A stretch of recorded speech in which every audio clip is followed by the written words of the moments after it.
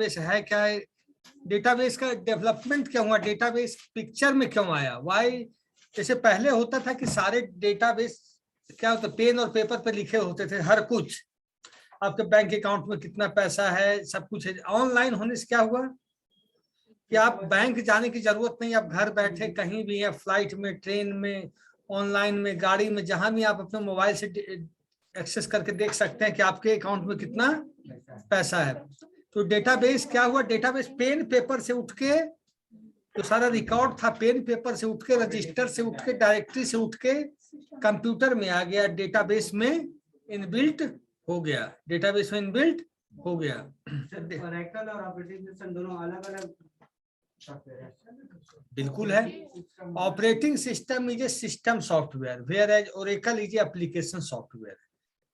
Oracle database है, operating system is not a database. Oracle नहीं, OS ही run करवाता है ओरेकल को। ओएस क्या है, ओएस एक ऐसा सिस्टम सॉफ्टवेयर है जो हर प्रकार के एप्लीकेशन को चलवाता है, चाहे वो डेटाबेस एप्लीकेशन हो, वेब एप्लीकेशन हो, विंडोज एप्लीकेशन हो, डेस्कटॉप एप्लीकेशन हो, ईआरपी एप्लीकेशन हो, ईजे क्या क्या कहे,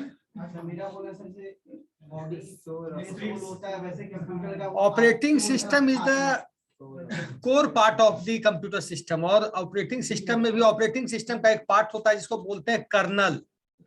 ऑपरेटिंग सिस्टम का एक पार्ट होता है जिसको हम बोलते हैं कर्नल। तो kernel is the nucleus of the operating system. कौन बेसमेंट भी होता है। देखो कर्नल क्या होता है कि जैसे ऑपरेटिंग सिस्टम जब बनता है, ऑपरेटिंग सिस्टम जब हम डेवलप करते हैं तो दो प्रकार से डेवलप किया जाता है, एक होता है यूजर मोड, एक होता है कर्नल मोड। जब ऑपरेटिंग सिस्टम, जब हम सिस्टम ऑन करते हैं, जब हम सिस्टम ऑन करते हैं तो सिस्टम ऑन होने के बाद सबसे पहले कौन लोड होता है हार्ड डिस्क से लेकर मतलब मेन मेमोरी में कौन आता है, हार्ड डिस्क। जैसे हम सिस्टम ऑफ सिस्टम इसको ऑन किए, बूटिंग प्रोसेस किए, उस समय कहा जाता है कि ऑपरेटिंग सिस्टम सबसे पहले हार्ड डिस्क से उठकर प्राइमरी मेमोरी मतलब रैम में आता है। सबसे पहले कौन आता है, ऑपरेटिंग सिस्टम।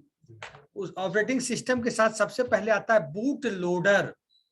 क्या बोलते हैं, बूट लोडर। आता तो ऑपरेटिंग सिस्टम ही, लेकिन जब ज्यादा टेक्निकल घुसोगे तो सबसे पहले बूट लोडर आता है ऑपरेटिंग सिस्टम से भी पहले। इस जैसे आपके चीफ मिनिस्टर की गाड़ी जा रही है, कोई वीआईपी की गाड़ी जाती है, उससे 2-3-4 गाड़ी पहले स्कॉट गाड़ी निकलती है। स्कॉट गाड़ी निकलती है जो रोड क्लियर करवा रही है और सब कुछ करवाती हुई निकलती है, तो वो तो चीफ मिनिस्टर की गाड़ी से आगे है। तो operating system is just like a chief minister, और बूट लोडर क्या है, स्कॉट गाड़ी की तरह आगे पहुंच जाता है, प्राइमरी मेमोरी में सब कुछ देखवा लेता है, सब ओके तो है कि नहीं है। तो ऑपरेटिंग सिस्टम सिस्टम सॉफ्टवेयर हुआ। तुमने पूछा ओरेकल, ओरेकल क्या है, ओरेकल एक सॉफ्टवेयर है जिसमें हम लोग टेबल बनाते हैं, इंसर्ट करते हैं, अपडेट करते हैं, डेटा डिलीट करते हैं, डेटा ड्रॉप करते हैं, सब कुछ हम करते हैं। ठीक है, और देखते हैं अगर ओरेकल है मेरे पीसी में एक्टिव है। ORAC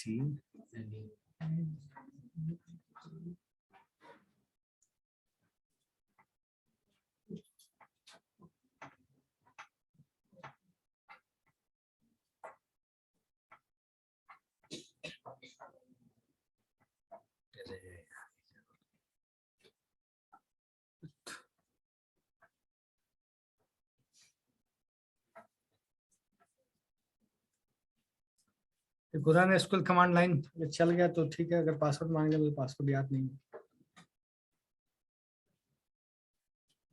देखो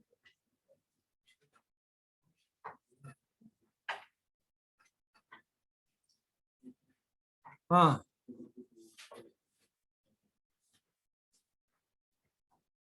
एक जैसे जोड़ दो, प्रोजेक्टर जोड़ो, तुम जोड़ो ना।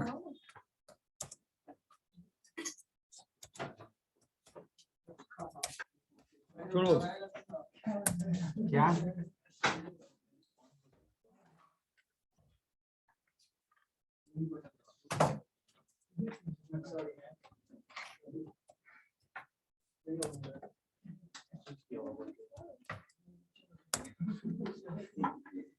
नहीं लाएंगे नीचे, टेंशन मत लो।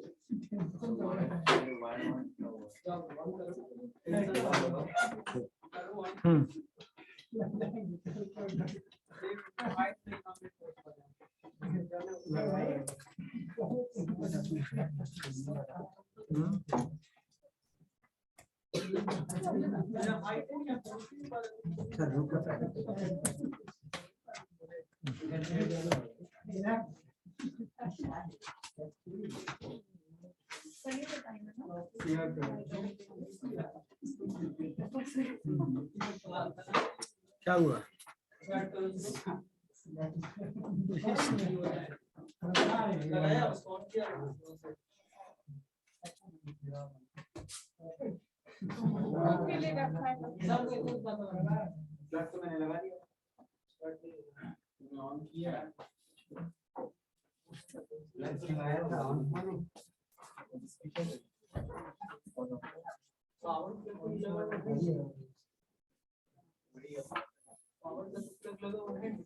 वहाँ से नहीं लगा होगा भाई लगाया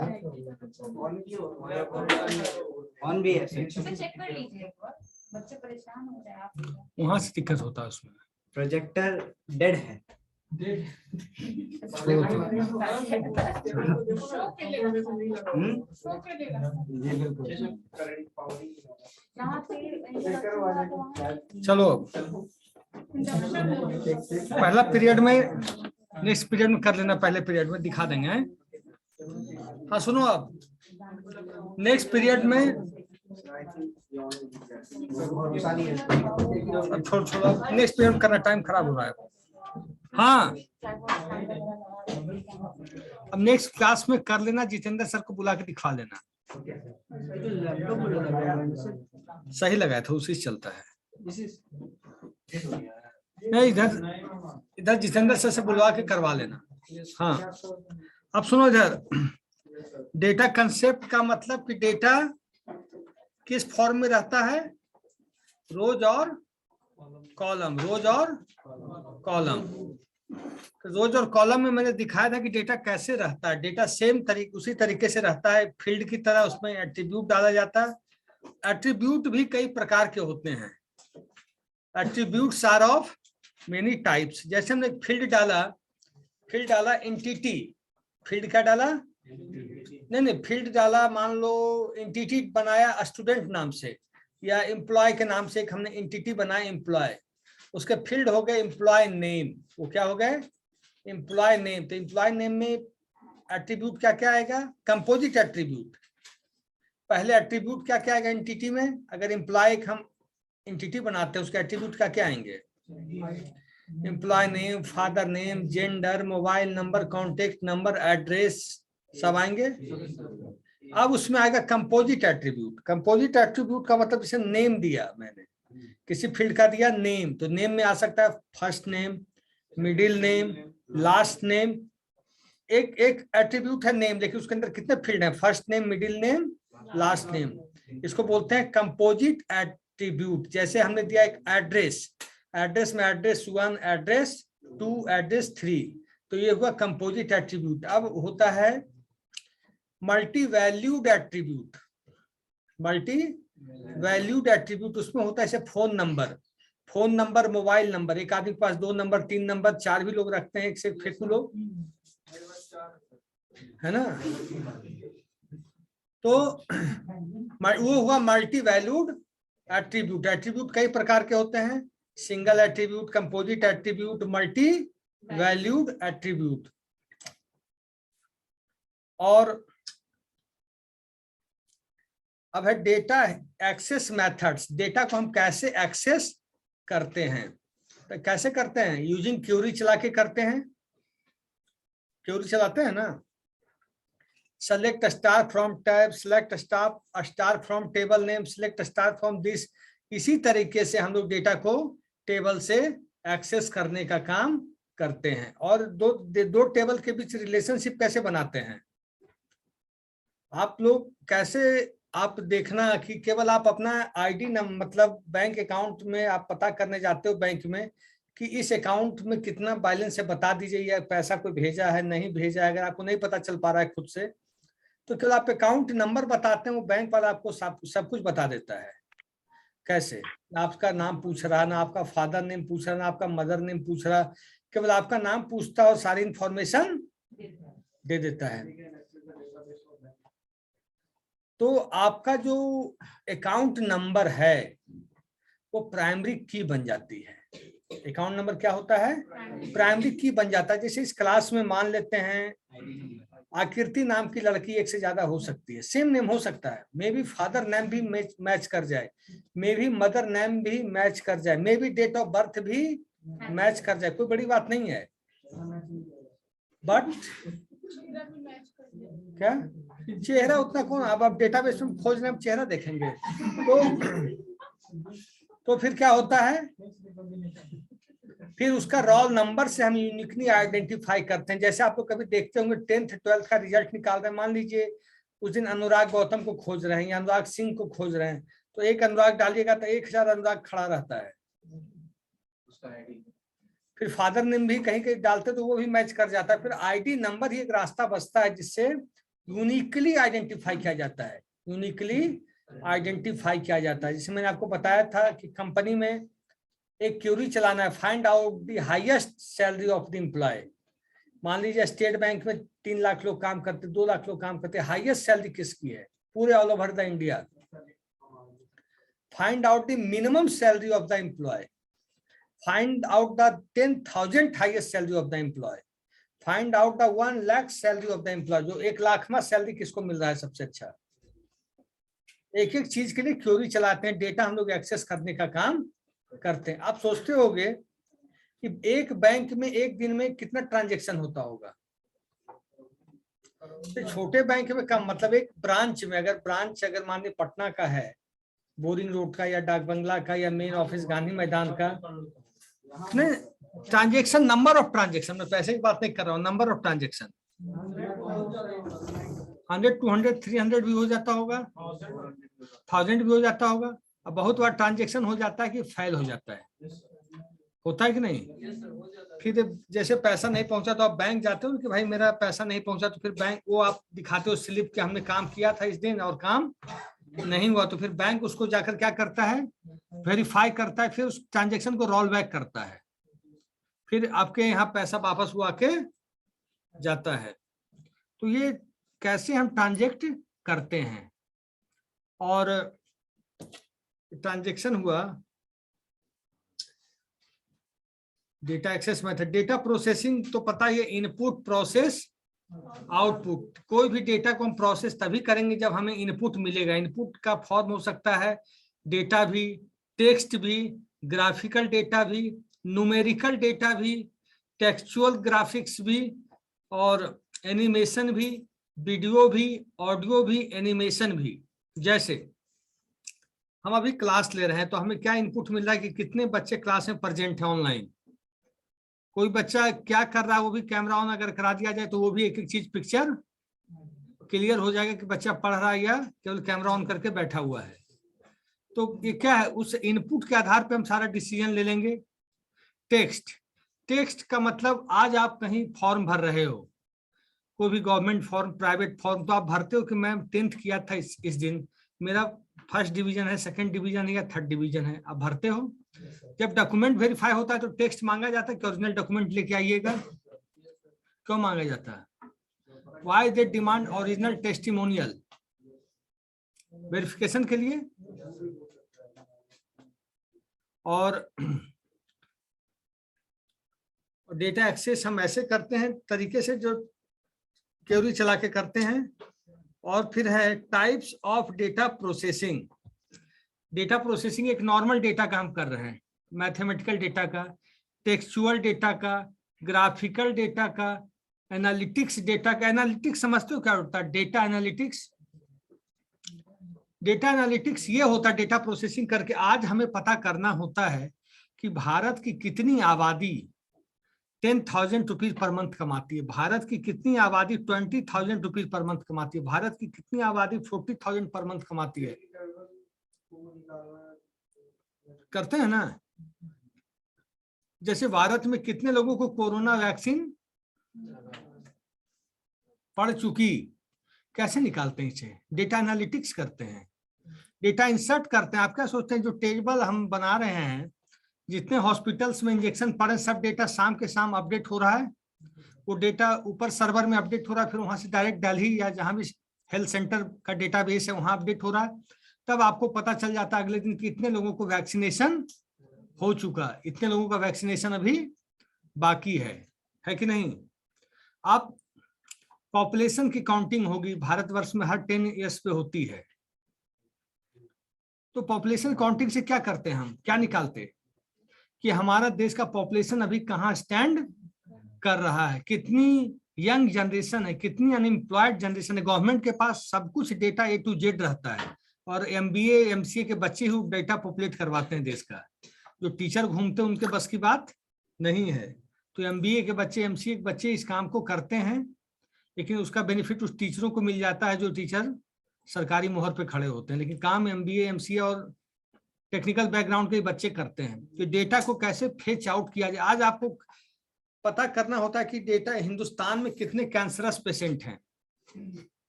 आप अभी इंटरनेट पे मारिएगा 2020 का पता चल जाएगा, 2021 का पता चल जाएगा। कैसे होता है? That all are part of data analytics, that all are part of data analytics. कितने लोगों का ग्रोथ रेट क्या है हिंदुस्तान में, पॉपुलेशन बढ़ने का, डेथ का क्या है, सब क्या है, डेटा एनालिटिक्स का सब पार्ट है, जो आने वाले समय में सबसे अच्छा जॉब होने जा रहा है डेटा एनालिटिक्स का भविष्य में। तो MBA और MCA के बच्चों के लिए बहुत अच्छा रहेगा।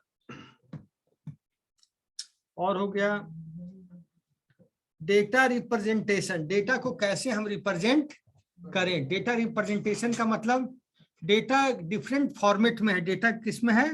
डिफरेंट फॉर्मेट में है। टेक्सुअल फॉर्मेट है, ग्राफिकल फॉर्मेट है, और इमेज फॉर्मेट है, बुक की फॉर्मेट में है। बुक्स में क्या आप बुक पढ़ते हो, नॉलेज होता है कि नहीं? आप आज कोई चीज गूगल पे पढ़ो और कोई स्टैंडर्ड इंग्लिश राइटर का बुक पढ़ो, you will get more knowledge. Internet पे हो सकता है कि नॉलेज दिया हो कि पार्टिकुलर चीज बिलोंग्स दिस, लेकिन एलोब्रेशन जितना अच्छा आज भी बुक में है कहीं भी नहीं मिलता है। आज आप बुक पढ़िए, बुक्स आर बेस्ट फ्रेंड। अगर बुक्स आप पढ़ रहे हैं, रात के टाइम सोते वक्त ही आधा घंटा, 45 मिनट, 50 मिनट, आधा घंटा, तो आप 20-25 साल अगर बुक पढ़ते चले गए तो आपको इतना नॉलेज हो जाएगा कि नॉलेज आपको बहुत ज्यादा कमा कर देगा कि नहीं? जितने मोटिवेशनल स्पीकर हैं वो क्या बुक ही तो पढ़ते हैं, और कहां से ज्ञान ले आके आते। तो डेटा रिप्रेजेंटेशन का क्या तरीका है? नोटेशन के द्वारा। जैसे हम ABCDEF लिखते हैं तो क्या है? अल्फाबेटिकल डेटा नोटेशन है। 1 2 3 4 5 6 7 8 9 10 11 12 लिखते हैं, क्या है? न्यूमेरिकल नोटेशन है। और कॉमा लिखे, सेमीकोलन लिखे, टैब लिखे, ये सब क्या है? स्पेशल कैरेक्टर नोटेशन है। स्पेशल कैरेक्टर नोटेशन है। तो नोटेशन आप, तो कैसे आप अपनी भाषा को, कैसे अपनी लैंग्वेज को, कैसे अपने नॉलेज को ट्रांसफॉर्म करते हो डेटा रिप्रेजेंटेशन के रूप में। अब इसमें क्या बचा? Introduction two database. डेटाबेस क्या कहलाएगा? Database is a collection of rose and columns. Database is a collection of field and entity. Database is a collection of field and attribute. यही है ना? Database is a collection of records. Database is a collection of records. Database is used for keeping the all records of our business, our houses, our inventory system. Database में हम लोग railway reservation system भी database का part ही है। Banking का सारा application database का ही part है। बैंकिंग में जो भी एप्लीकेशन है all are part of database. बिना डेटाबेस की मर्जी के बैंक में आप कुछ भी नहीं कर सकते आज के डेट में। Facebook is a big part of database. आप देखते होंगे कि जो भी आप डेटा आज लाइक करते हो, कमेंट करते हो, शेयर करते हो, क्या 10 साल बाद दिखता है कि वो चीजें, या आपने पिछले 10 साल पहले जो कमेंट या लाइक या शेयर किया था दिखता है कि नहीं? तो सोचो कितना बड़ा डेटाबेस उसके लिए क्रिएट हो चुका है। How much big database has been created, और डेटाबेस के थ्रू हम लोग रिलेशनशिप भी डेवलप करने का काम करते हैं। जैसे अभी बताया मैंने प्राइमरी की और फॉरेन की, प्राइमरी की और फॉरेन की। प्राइमरी की उसको कहते हैं जिसकी वैल्यू रिपीट नहीं करती हो। जैसे इस क्लास का मैंने एग्जांपल दिया कि दो बच्चों का नाम सेम हो सकता है, their parents name should be same, their date of birth should be same, but their roll number will different, their university roll number will be different. Their ID कोई हम लोग रोल नंबर बोल सकते हैं, their IDs will be different. जैसे आपके इस college से आइमा में जितने बच्चे हों और जगह से जितने बच्चे होंगे तो सबको एडमिट कार्ड रोल नंबर, आप कहीं भी देखेंगे एग्जाम देने जाते हैं रोल नंबर बताया जाता है नीचे कि इस रोल नंबर से इस roll number, first floor, second floor, third floor, ground floor. नाम से क्यों नहीं बताया जाता है? कंफ्यूजन हो जाएगा, बहुत ज्यादा होगा कि नहीं। आदमी एग्जाम देने की जगह गेट पे उलझ के रह जाएगा। लेकिन आईडी से पिक्चर बहुत फास्ट क्लियर होती, फास्ट एक्सेसिंग होता है डेटा, फास्ट एक्सेसिंग होता है डेटा। और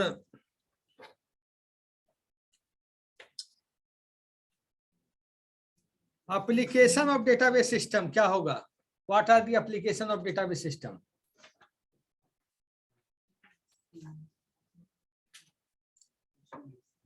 एप्लीकेशन मतलब काम। डेटाबेस सिस्टम का काम कहाँ पे होता है? कहाँ पे?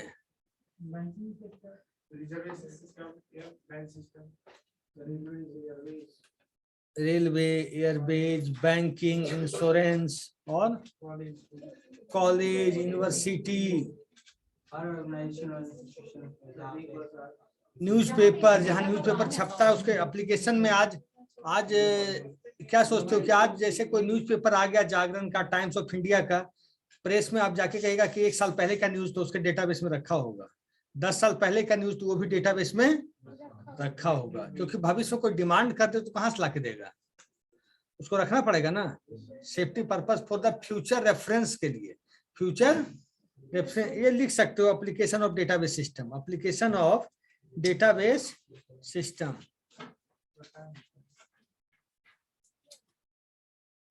क्यों आलस कर रहे हो? एग्जाम हंसते खेलते दे दूंगा। 60 नंबर्स,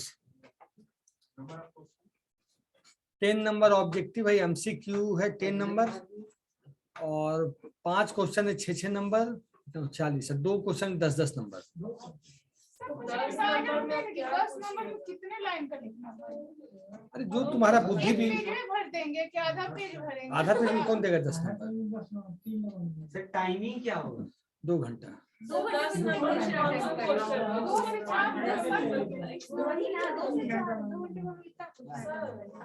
कर दो 10 नंबर तो ऑब्जेक्टिव है, तो 10 नंबर अगर आता है तो 1 मिनट का काम है। अब 50 नंबर भरोसे बैठे रहेंगे क्या होगा? आसान क्वेश्चन रहता है ना, इसलिए। अब लिखो applications of database system. Applications of database system लिखे पहला बैंकिंग एप्लीकेशंस, बैंकिंग एप्लीकेशंस। तो डेटाबेस ऑफ बैंकिंग का बहुत बड़ा रोल है।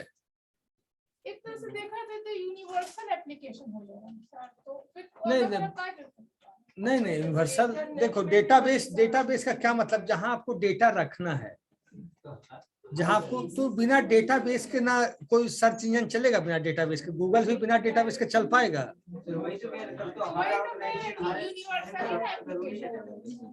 डेटाबेस जैसे अपना ही इमेज कॉलेज है, तो हर बच्चे का इंफॉर्मेशन एक जगह रखा जाता है कि नहीं? जैसे आप जाओगे अकाउंट सेक्शन की फीस जमा करना है, तुमने बोला कि हाँ, बच्चों ने झूठ बोला कि हमने जमा कर दिया है, मतलब होता है इन केस। उसके बाद क्या होगा, आपका आईडी माना गया कि भाई कब की हो, दिखा दो रसीद, तो क्या है वो प्रूफ है ना। तो डेटाबेस तो हर ऑर्गेनाइजेशन के पास, आपके घर पे डेटाबेस नहीं है क्या कि क्या पिछले शादी में क्या खर्च हुआ, घर पे कितना खर्च होता है महीना, वो तो डेटाबेस ही है ना। पेन और पेपर पे सब कुछ जो भी डॉक्यूमेंटेड फॉर्मेट में है, एवरीथिंग इज ए डेटाबेस। आप कोई बहुत बड़े बड़े क्रिमिनल्स अपराधी का डेटाबेस रखा रहता है पुलिस थाने में, डेटाबेस ही तो है, और क्या है। उसको पहचानेंगे कैसे, उसको पहचानेंगे कैसे? तो डेटाबेस से ही हम लोग पहचानते हैं। क्या कहें, सबका डेटाबेस रखा जाता है फ्यूचर रेफरेंस के लिए। मान लिया आप उसको पकड़ लिए, पहचान ही नहीं पा रहे, छोड़ के निकल गया वो, ऐसा होता है सर। ऐसा खूब होता है। हाँ, एक एप्लीकेशंस ऑफ डेटाबेस कॉमन है लेकिन काम आएगा। बैंकिंग लिख लिए, रेलवे रिजर्वेशन सिस्टम लिखे, एयरलाइंस रिजर्वेशन सिस्टम लिखे, banking, railway, airlines, travel sector लिख ले रहे हैं। ट्रैवल सेक्टर भी है ही, travel sector, universities. Education sector लिख लेते हैं। नहीं, एजुकेशन सेक्टर में होता है कि स्कूल यूनिवर्सिटीज में आपका डेटा काम आता है। स्कूल आप फर्स्ट 6 7 का कोई डेटा मांगता, कल आपको गवर्नमेंट जॉब लग गई, कोई 6 7 8 का डेटा मांगता है, लेकिन 10th के पास तो होगा ना। धीरे-धीरे तो सब सब रात लगता है। तक पहुंच रहा है। आप पहुंच रहे हैं।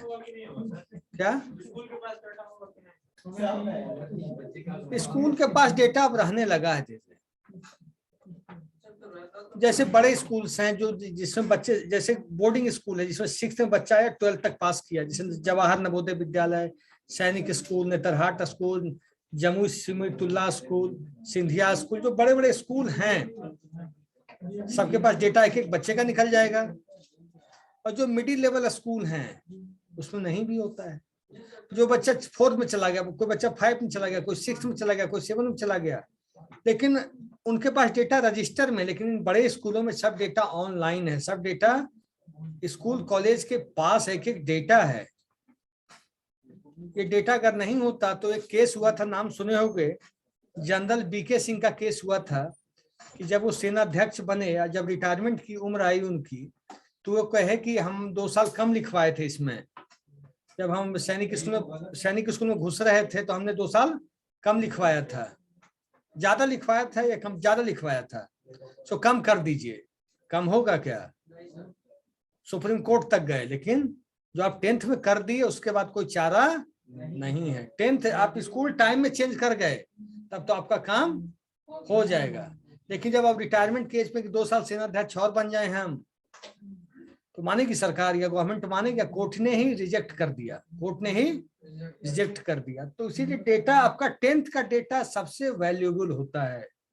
10th का डेटा आपका सबसे वैल्यूएबल होता है, ध्यान रखिएगा। 10th की मार्कशीट सबसे ज्यादा वैल्यूएबल होती है। एक्चुअल एज गवर्नमेंट वहीं से कैच करती है। अब तो सर बर्थ सर्टिफिकेट बनता है। हाँ, लेकिन आज भी 10th का ही वैल्यूएबल है सबसे ज्यादा।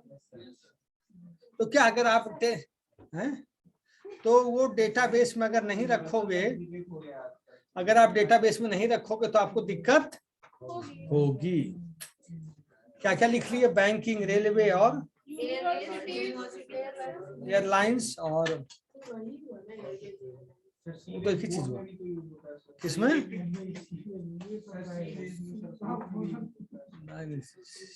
ऐसे तो कंप्यूटर का यूज हर जगह, डेटाबेस की बात कर रहा हूँ। सबसे ज्यादा क्रूशियल फील्ड है जहां डेटाबेस यूज होता है, बैंकिंग, रेलवे, इंश्योरेंस, इन सब जगह सबसे ज्यादा यूज है। अब कॉलेज में जैसे आपके सीमेज में या एन कॉलेज में यूज है, तो ज्यादा डेटाबेस थोड़ी है, 2-3 हजार बच्चों का डेटाबेस है। बैंक के पास 1 करोड़ 2 करोड़ लोगों का डेटाबेस है, LIC के पास 10 करोड़ लोगों का डेटाबेस है। डेटाबेस मतलब वो large organization, large financial organization. Electricity department भी रखते हैं। अरे अब तो लार्ज सब कुछ इलेक्ट्रिसिटी, अब तो डेटाबेस का जॉब आने जा रहा है धीरे धीरे बहुत। और हो गया, और एप्लीकेशन हो गया। Purpose and need, what are the purpose of database system? Purpose और नीड क्या है? Store our data. To store our data in a relational manner, to store our data in a relational manner. Relational manner का मतलब कि दो table के बीच हम relationship बना के रखते हैं। जैसे एक बैंक है, एक बैंक में कितने डिपार्टमेंट हैं? अकाउंट भी है, लोन भी है, गोल्ड लोन भी है, ब्रांच मैनेजिंग डिपार्टमेंट है, कैशियर डिपार्टमेंट है, इंश्योरेंस भी है। वहां 6 लोग काम करते हैं, मोहन, सोहन और 4 लोग और। लेकिन Mohan is an employee, but किस डिपार्टमेंट से है? वो अकाउंट से है। Sohan is an employee, but वो किस डिपार्टमेंट से? लोन डिपार्टमेंट से है। रोहन इज एन एम्प्लॉय, वो किस डिपार्टमेंट से है? सेल से है। और कोई है वो इंश्योरेंस से है। एक ही बैंक है लेकिन डिपार्टमेंट कितने हैं? 6 हैं। तो दोनों के बीच रिलेशनशिप कैसे डेवलप होगा? बैंकिंग और कस्टमर के बीच, बैंकिंग और एम्प्लॉय के बीच। हर एम्प्लॉय की अपनी आईडी होगी, हर एम्प्लॉय की अपनी आईडी होगी। तो मान लीजिए एक बंदे का आईडी है 101, मोहन की आईडी है 101, वो किससे अटैच है? इंश्योरेंस से। मान लीजिए दूसरा बंदा भी मोहन है, उसकी आईडी है 102, वो किससे अटैच है? अकाउंट से। तो कैसे डिस्क्रिमिनेट मतलब डिस्टिंग्विश करेंगे दो लोग अगर सेम नाम के भी हैं? तो आईडी के द्वारा। आईडी सबसे बड़ा की फैक्टर होता है पूरा डेटाबेस के अंदर।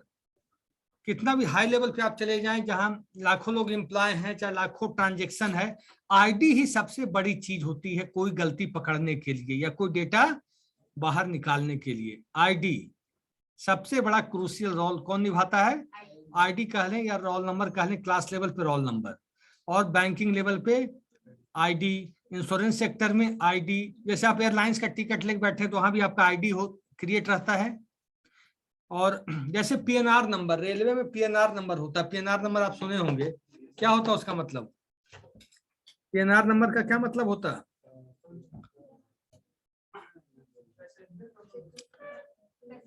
Passenger name record, passenger name record या परमानेंट नेम रिकॉर्ड, कुछ ऐसे होता है। पीएनआर का क्या फायदा है ये बताओ?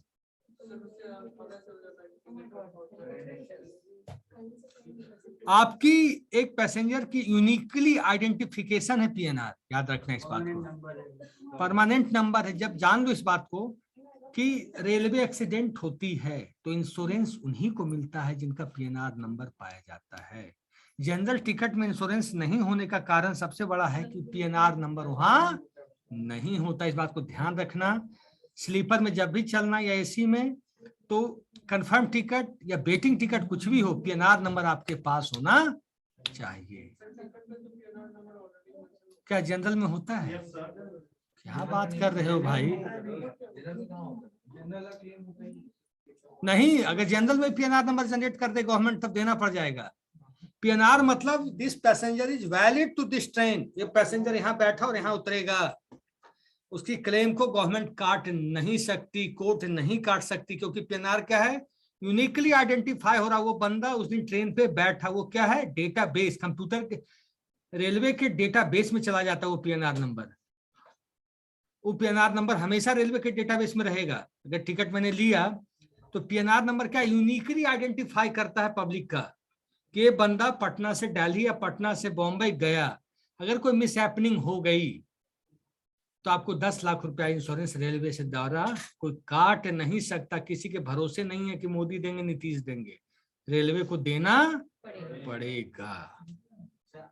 अब जनरल में भी देते हैं कि अब रिजर्वेशन सिस्टम हो गया। अब हो गया होगा, तब तो हम बहुत दिन हो गए ट्रेन चढ़े तो नहीं, ये चीज हम नहीं जानते थे। तो पीएनआर नंबर क्या हुआ? Uniquely identify. पीएनआर नंबर इसलिए कहते हैं ट्रेन जब भी लेके जाओ तो पीएनआर नंबर हमेशा अपने फैमिली को मैसेज कर देना चाहिए कि this is my PNR number, I am coming from this to this. तो उसी से क्लेम हो जाएगा, कोई आपका क्लेम लेने से कोई आपको रोक नहीं पाएगा। पीएनआर से सब कुछ क्लियर हो जाएगा, सरकार चाह के भी आपका कुछ बिगाड़ नहीं पाएगी। तो पीएनआर क्या है? Uniquely identification of a passenger. उसी तरह बैंक में आपकी आईडी क्या है? जो अकाउंट आईडी है, यूनिकली आइडेंटिफाई कर रहा है ना, वो आकृति का है, अनुराग का है, रमेश का है, मोहन का है, सुरेश का है, दिनेश का है कि नहीं है? तो यूनिकली आइडेंटिफिकेशन डेटाबेस में सबसे ज्यादा होता है। आज आप सुन लो बैंक में जब हम अकाउंट खोलते हैं, सारे बच्चे जानते होंगे कि वहाँ कहा जाता है कि हमें ये 2 लाख करे एक, वो तो है ही, और nominee name, why bank demands और एनी इंश्योरेंस कंपनी डिमांड्स और एनी, आपके साथ कुछ मिस हैपनिंग हो गई तो that party can take money from your account, nobody can stop it. अगर आपने अपनी बहन, भाई, वाइफ, जिसको भी दे रखा है, वो बंदा आराम से पैसे निकाल के यूज कर सकता है। और अगर आपने नहीं दिया तो उस पर फिर कितना प्रॉब्लम होती है, कोर्ट लाओ, ये करो, वो करो, आई विटनेस खड़ा करो, मतलब परेशानी परेशानी बन जाती है। होता है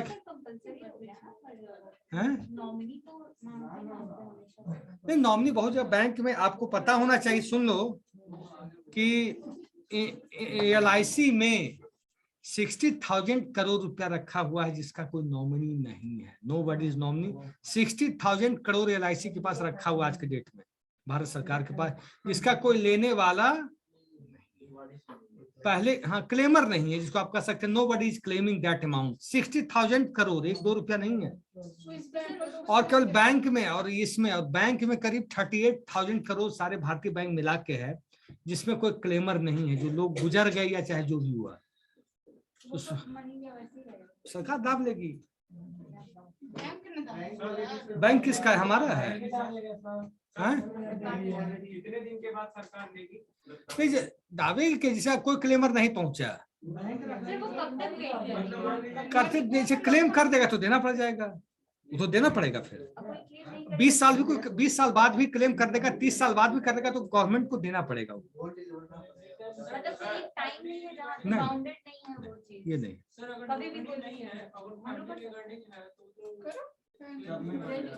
भाई जैसे आपके फादर, सुन लो, होता क्या था, पहले फादर नौकरी कर रहे हैं अरुणाचल प्रदेश में, वहां करवा लिया उन्होंने, मिस हैपनिंग हो गई, हो जाती है। फिर LIC उन्होंने फैमिली को नहीं बताया, फिर क्या हुआ, पैसा गया। ऐसा बहुतों के साथ हुआ है। मतलब कहने LIC के पास 60,000 करोड़ है, 1-2 रुपया नहीं है। नहीं, जब आई विटनेस पहुंच जाएगा तो कैसे रोक लेंगे? आई विटनेस, उनकी फैमिली, उनके बच्चे, उनके जो भी रिलेटिव हैं। 1980 1990 में आधार कार्ड था। देगा तो मिल जाएगा, लेकिन वो आदमी का होना जरूरी नहीं। वो आदमी अपने बच्चों को बताया होगा, तब ने बच्चे भी जाएंगे वहाँ।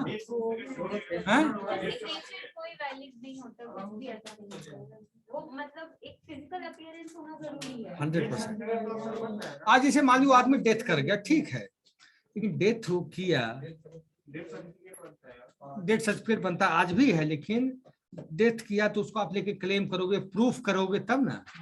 लेकिन केवल आप एक नॉमिनी कॉलम में साइन कर देते, वाइफ का नाम, बहन का नाम, मदर का नाम, भाई का नाम, तो फिर LIC की हिम्मत थी कि आपका पैसा रोक लेता।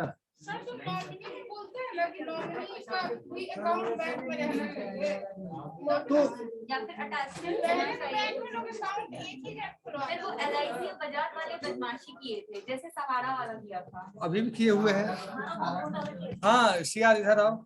सहारा में तो बहुत सारा पैसा से अटका पड़ा है। इसीलिए हम कह रहे हैं कि डेटाबेस आज भी लोगों का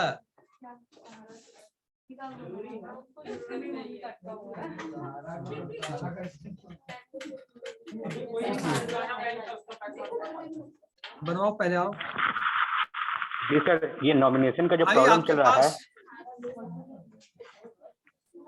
मैं बोला मैं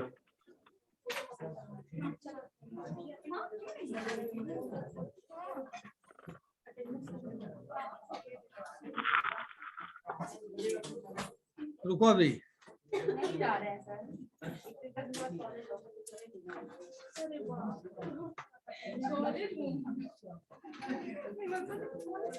अब तो एग्जाम के बाद ही मिलेंगे हम। नहीं सर, 20 को मिलेंगे ना? अच्छा, 20 का ज्ञान निकेतन, ज्ञान भवन। आप तो निकेतन ही भेज दीजिएगा। गांधी मैदान, गांधी सभा गाने देखे हो?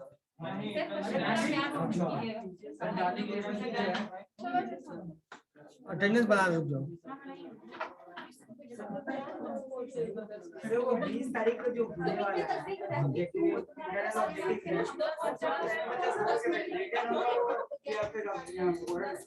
रिटर्न। हाँ, अब सुनो, सियार इधर आओ।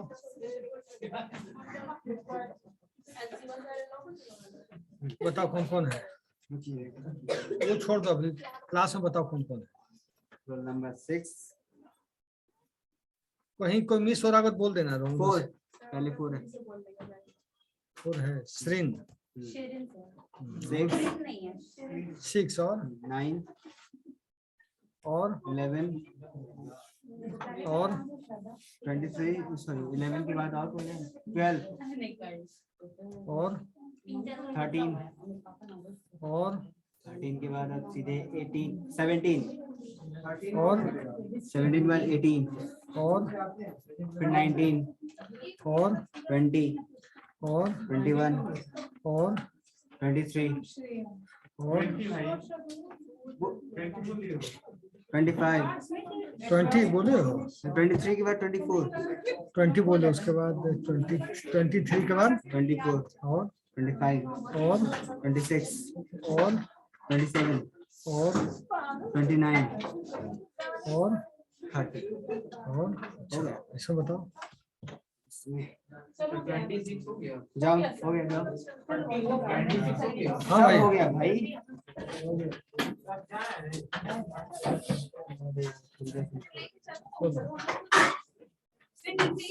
सर इसमें रोल नंबर 1 3 5 7 10 16 14 भी है और 28 और थैंक यू। आज बच्चे अच्छा है, उसमें साइन करा दिए। हाँ करो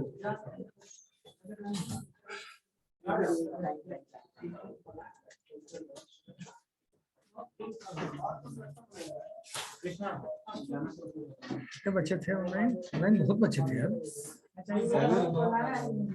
9-10 थे।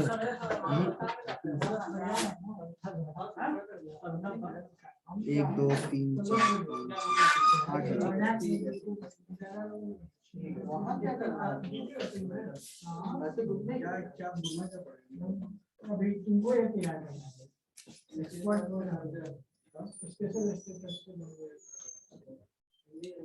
कृष्णा अभिषेक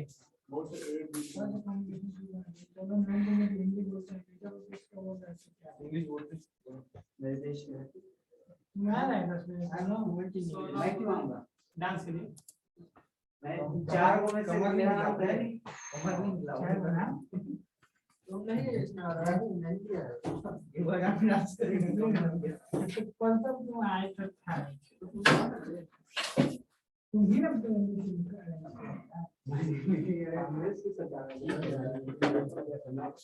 मेरा दिमाग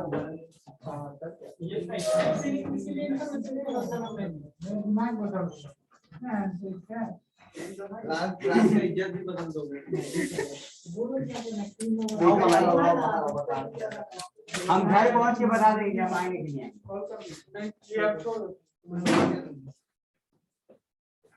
तुम लोग आएगा कि नहीं? चलो चलो फिर वो लोग आएगा, 3 लोग आएगा।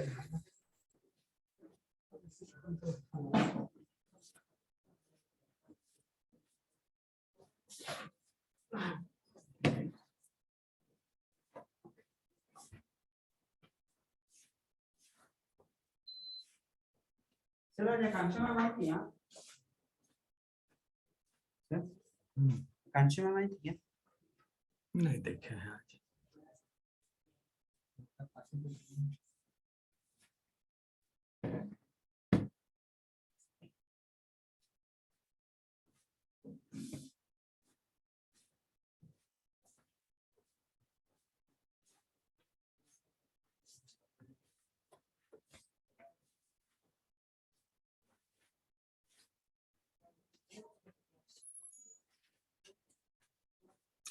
अब मीटिंग एंड कर रहा हूँ, ठीक है? ऑनलाइन अमित कुमार सिंह कहाँ बिजी हो?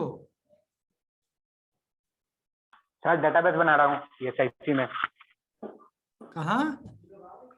ESIC का डेटाबेस बना रहा हूँ। हूँ, पूरा डाटा बना रहा हूँ। अच्छा, ओरेकल का यूजर नेम पासवर्ड क्या होता है, मैं भूल रहा हूँ, क्या होता है? सिस्टम और एडमिन जी सर। है? जी सर। ठीक है, ओके।